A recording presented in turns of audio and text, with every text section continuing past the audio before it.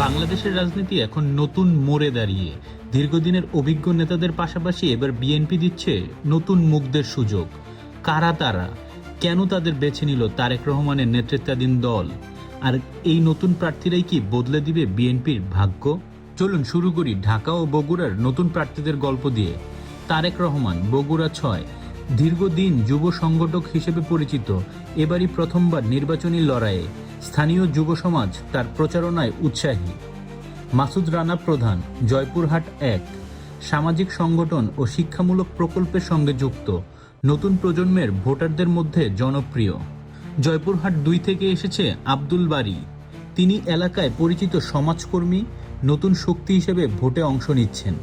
ভোলা ৪ থেকে মনোনয়ন পেয়েছেন মোহাম্মদ নুরুল ইসলাম নয়ন, স্থানীয় যুবনেতা এবং উদ্যোক্তা হিসেবে তিনি বেশ পরিচিত।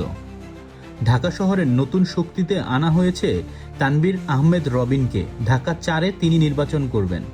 নবিউল্লাহ নবী ঢাকা ৫ এবং ইশরাক ঢাকা ৬-এর মাধ্যমে।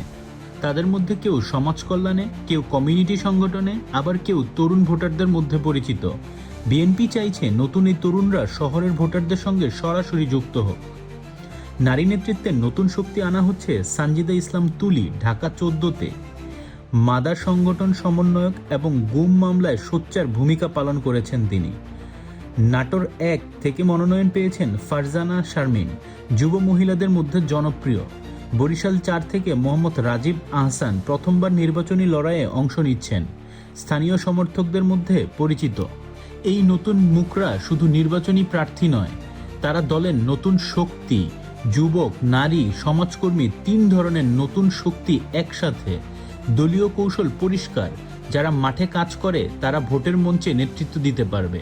নতুন মুখে ভরসা রেখে বিএনপি কি এবার নতুন গল্প লিখতে পারবে, নাকি অভিজ্ঞতার অভাবে হারাবে নিজেদের শক্ত ঘাঁটি? সময় বলবে এই নতুন নেতা নেত্রীরাই কি বিএনপির ভবিষ্যতের মুখ হবে, নাকি শুধু নির্বাচনী পরীক্ষার অংশ? আপনার মতামত কি কমেন্টে জানান। ভিডিও ভালো লাগলে সাবস্ক্রাইব ও শেয়ার করতে ভুলবেন না। ধন্যবাদ।